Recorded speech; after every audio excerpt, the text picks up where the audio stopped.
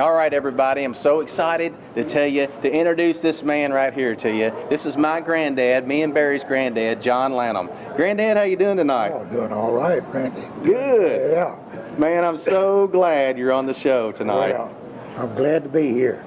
Now, I can't cut the mustard like I used to. oh, no, you be fine. Now, Granddad, I tell you what, I'd love to ask you this. How long have you been playing? What age was you when you started playing? Oh,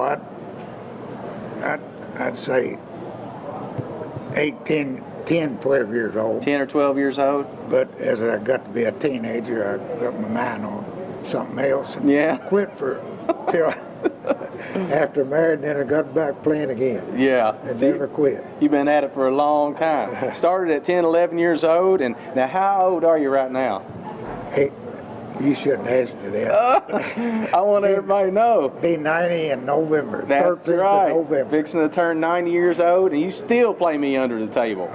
I still go to jam sessions up there at Granddad's basement, and I can't keep up with him. We play 3 or 4 hours, and I'm like, Granddad, I'm tired. I'm ready to go home. He's like, we're just getting started. Come on.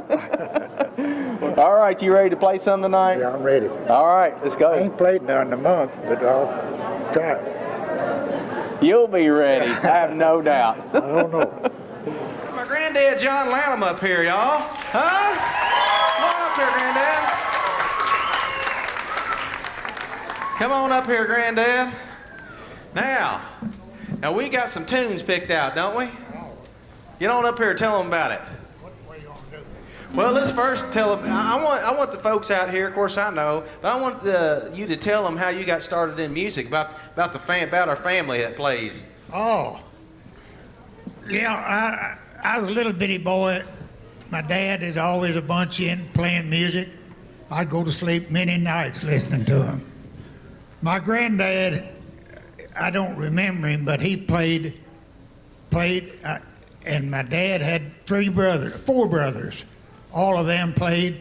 They had one sister. She played. Back there then, girls wasn't very many fiddlers. And then I love it. I can't do it like they did, but I love it. And my grandson come along. I'm really proud of him. We keep that fiddle in the Lanham generation. Yeah, that's right. Speaking of the Lanham generation, we all make welcome my daughter, Skylar Lanham, out here to the stage. Come on out here, Skylar.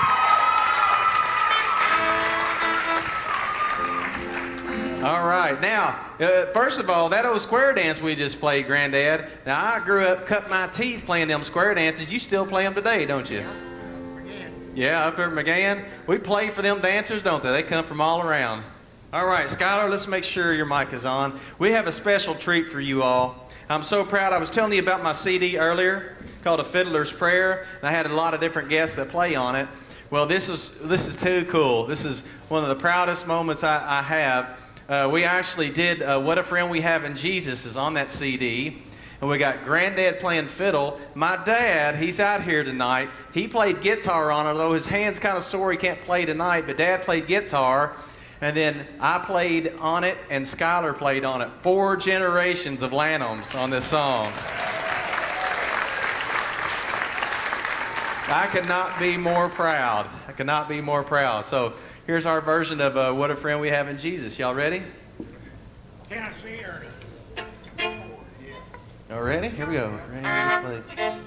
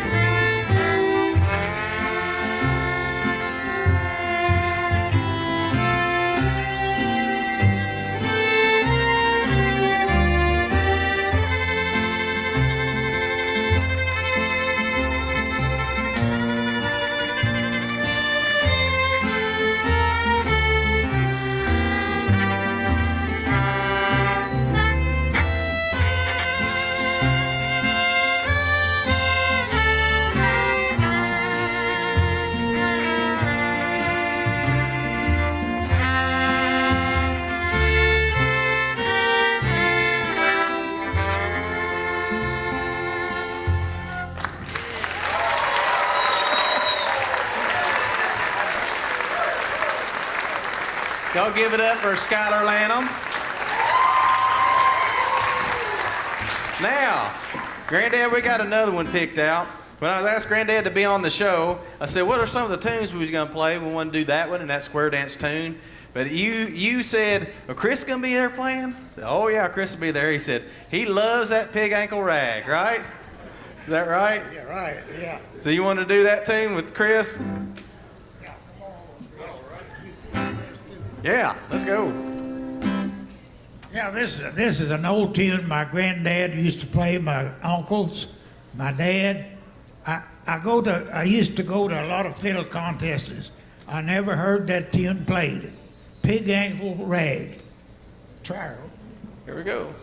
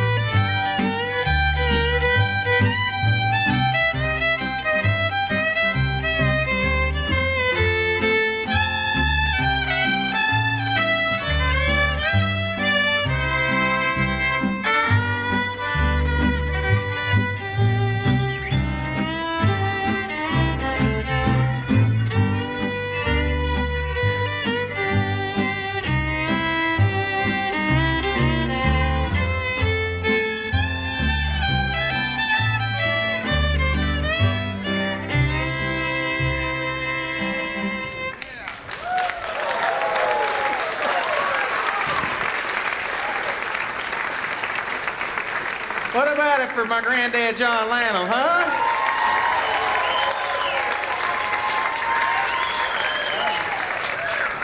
Proud of you too, Granddad.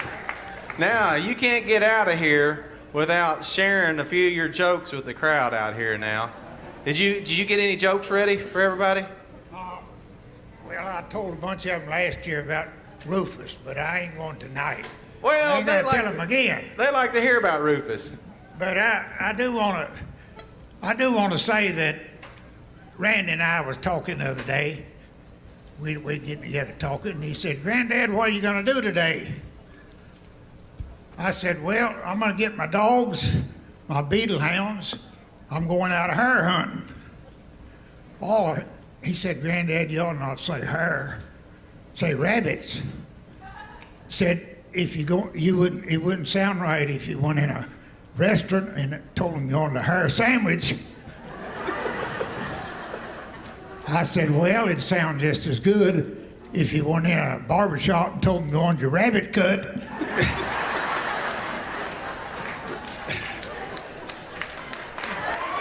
Yeah. You know, it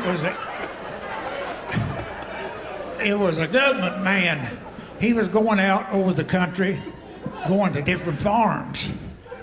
He's checking these farms.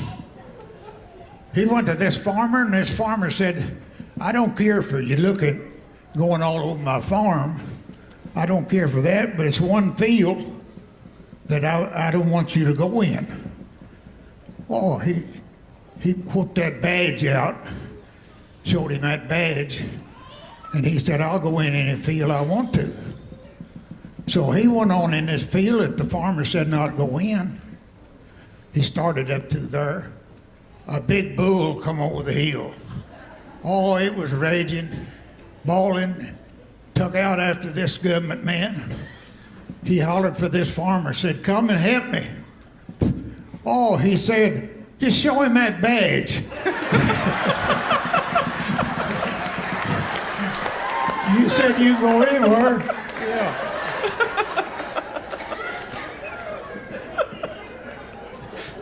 Well, it was I tell this on little kindergarten kids. Little kindergartens, the teacher there was going to take them on a field trip one day, so they went down to the police station. And the police, he was saying all these pictures all over the wall. He said, you know, we them mean men. We want to catch him. A little girl held her arm up. Said that little girl, she said, well, why didn't you catch them when you took their pictures?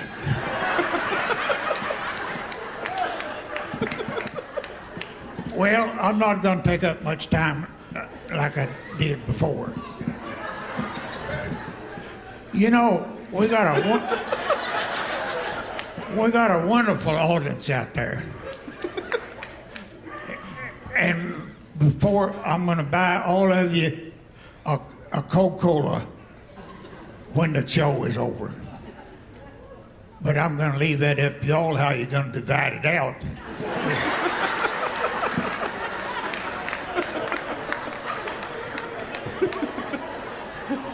I told this one about a year before last. You know, Rufus, he rolls around up at the store. Everybody likes Rufus. He's a fine guy, but his elevator don't go all the way up. And he's lost the cheese out of his crackers. But anyway, he was up there at the store one day, and a RC truck pulled up there delivering RCs. Rufus, he was looking out there at that truck, and he said, give me one of them RCs. Well, that driver said, Rufus, I can't give you an RC. He said, I want an RC. He said, I can't, Rufus. Said, I got them all packaged up. Oh, he said, I want an RC. He said, well, here's your $1. Go in the store there and buy you one. So Rufus, he went in there, come back out on the porch, drinking a Coca-Cola. The driver said, Rufus, said, I'll give you $1 to buy your RC. You drinking my competitor's drink. Rufus took him a big swag of that Coca-Cola. Said, ain't nobody gonna tell me how to spend my money.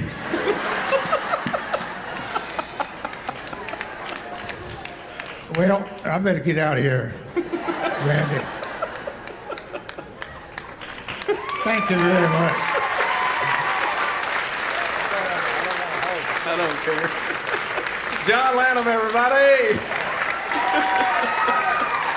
Next, we have our grandfather, John Lanham, and he's 89 years young. Yes. Granddad taught me how to play fiddle. When I was just 11 years old, he started me playing fiddle. And actually, he can be quite the comedian when he wants to be. Here he is, John Lanham. Well, I was down here last year and telling a few jokes. And I got a request to tell some more about this old boy around up in our country. He's a good old boy, old Rufus. They call him Rufus, good old boy. But his elevator don't go all the way up. He lost the cheese out of his crackers. He likes a catfish and 2 bluegills having a full string. But he's a good old boy. Everybody likes him. Here, not too long ago, he likes to possum hunt, Rufus does. He was going up the street there one night. He'd been a possum hunting and had a bunch of possums in his sack. Had them over his shoulder.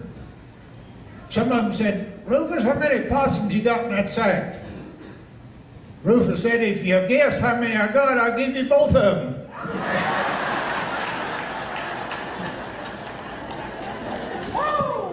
Yeah, Rufus, he was going down the street the other day. He met a preacher. The preacher said, "Rufus, where's the post office at?" "Oh," he said, "it's down the street there 3 blocks. You'll see it when you get down there." The preacher said, "Well, thank you, Rufus." Said, "You come over to my church Sunday and I'll tell you how to get to heaven." Rufus said, "No, thank you." Said, "You don't even know how to get to the post office."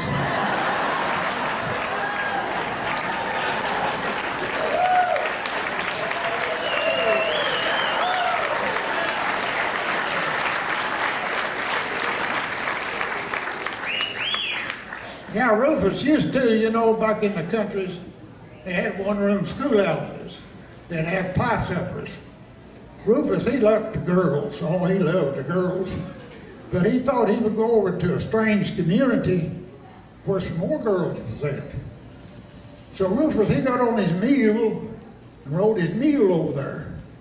Tied it outside before he went in.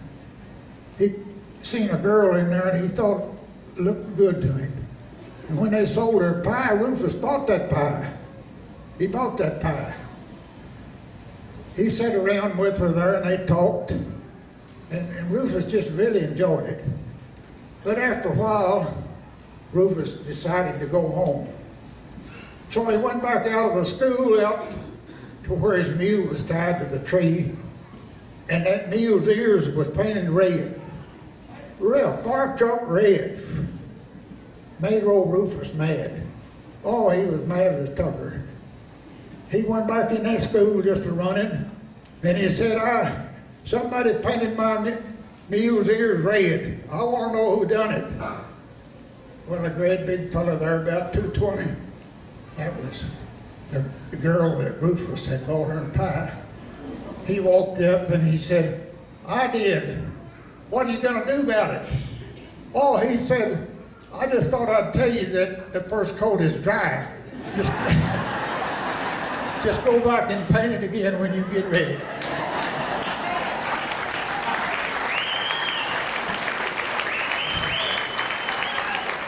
Well, I better get out of here. I'm taking up too much time for the show here.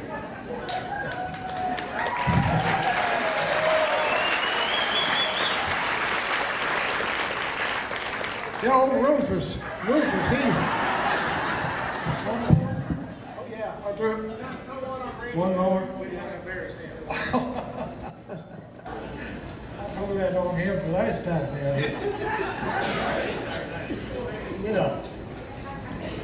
Yeah, Rufus, his daddy bought a mailbox post, and he told Rufus, he said, "You go on out there and dig the hole. I'll go get the post and the mailbox and bring it out and set it." So Rufus went on out there. Directly his daddy came out with the mailbox post. And Rufus he was on his 3rd hole he was digging. His daddy said, "Rufus, I just got one post. Why did you dig all 3 of them?" "Well," he said, "Daddy, I dug 2 of them. Wasn't neither one of them deep enough."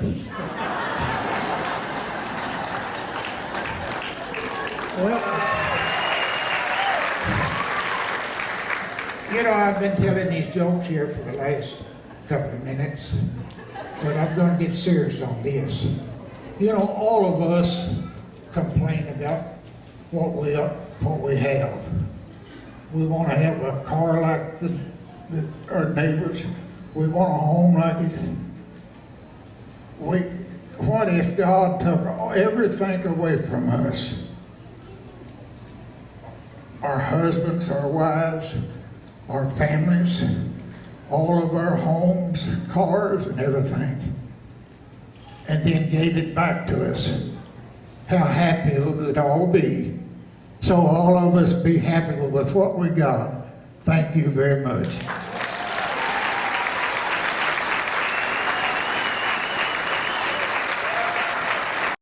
Hey, Corn Cob, how you doing? We got some people here we want you to meet. This is old Willie Worm here. Willie Worm. Prepared for pictures. Yeah, and old Wattsper here. Yeah. Show that pretty smile. Old Biscuit here. Sometimes we call her Bag, but she's old Biscuit. And old Pooh over here. Poop. Howdy. And old Luke here. And I'm Joyce. Okay. Or not. Bork. Hey, Bork, get a Pork. Is that even a word? Pork. Where did it ever come from? I like to know that. All right, crew. Y'all want to sing a song for old Corn Cob? Yeah, why not? Why Let's not? go. Let's go. Gloom, despair, and agony on me. Oh. Deep, dark depression, excessive misery. Whoa! If it was for bad luck, I had no luck at all. Whoa! Gloom, despair, and agony on me. Hey, Cobb. You know what? Knock, knock. Who's there? Dwayne. Dwayne who? Dwayne the bathtub, I'm drowning. I know it's old as they're probably older than you. How y'all doing? Okay, now. Hey, Cobb, did you know that we had an old mule down to the barn? And old Willie Worm over here had to check and see how many teeth he had, so he stuck his fingers in there to see how many teeth he had. Well, the old mule wanted to see how many fingers he had. You get that? Or did I mess it up? He bit 2 of them off. Yeah, he did. Is that true? That's true. Just like yours. I gotta get the tape out of there. I got a joke for you, Corn Cob. Why do the nurse need a red pen at work? A red pen? A red pen. Nobody knows? I don't know. In case she needs to draw some blood.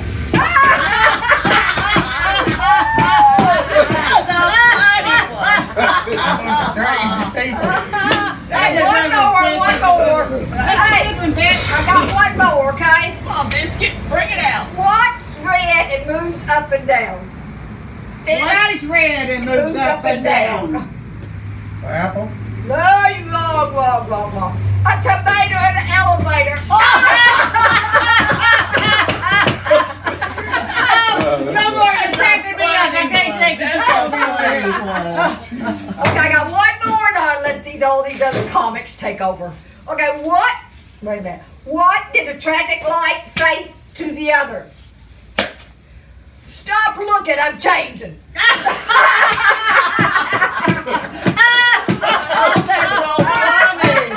Oh, you're killing me. That's all for today. Okay. Oh, yeah, I've told him that many times, yes. Well, I can't remember it. Can you tell I it? went down to Vincent Payne's one Sunday. We all did. They had a reunion down there. And Vince had an old goat tied out there before we parked at. And I thought, shoot back her. And I give him a goat. Give it to that goat. And he liked it. He chewed it. Boy, he was spitting when I left him. Yeah. Boy, he chewed it though. Yeah, well, I can't think of any more. I think a lot of them, but I can't think of any more. Okay, yeah, you know a bunch of them. Oh, this is down there. And I loaded the truck up one day. It was something out of an old fish kit. He said, John, give me a chew of that tobacco. I said, you really look like you really enjoy it. I said, yeah, I do, but it's pretty substantial fish kit. He said, I don't want very much. Just want a little bit. So I gave him a twist, and he cut off a little chew. And I went back, took him, empty back, and got 4 more and brought him in. He was unloading. And when I come back with him, he was standing at the end of his truck, vomiting. Boy, he was whoop, and he was just vomiting that way. And tickled me. Boy, I got tickled at him. I laughed. He said, I don't see nothing funny. Oop. See nothing funny about it. Oh, I laughed at that booger. The next day, he's back up there. I said, you want to shoot today? No, hell no, I don't want to. I said, well, you take a little bit. You don't have to eat much. I said, I didn't ask you to take that yesterday, but if you want it, you can have it. No, I don't want it.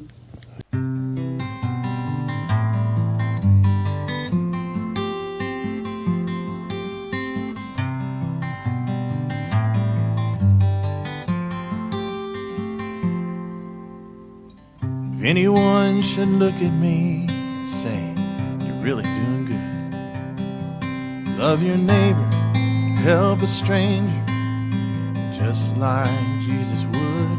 You make a difference, go the distance, make your community proud. Man, you're really doing great. I'd have to look at them and say, it's not me, that's just the way I was raised.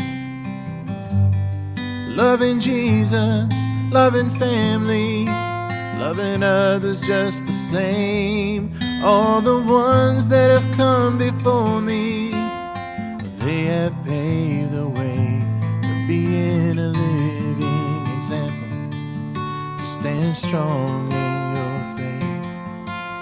To them, it's just another day,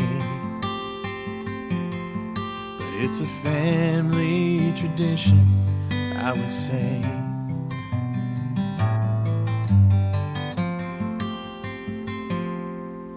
So as I travel life's journey,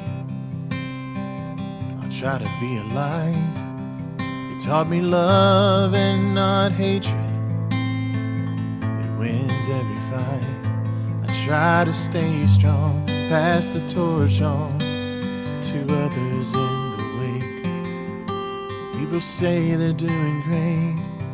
I hope they look at them and say, it's not me, that's just the way I was raised. Loving Jesus, loving family, loving others just the same. All the ones that have come before me, they have paved the way for being a living example, to stand strong in their faith. To them, it's just another day, but it's a family tradition, I would say. Thank God for my family.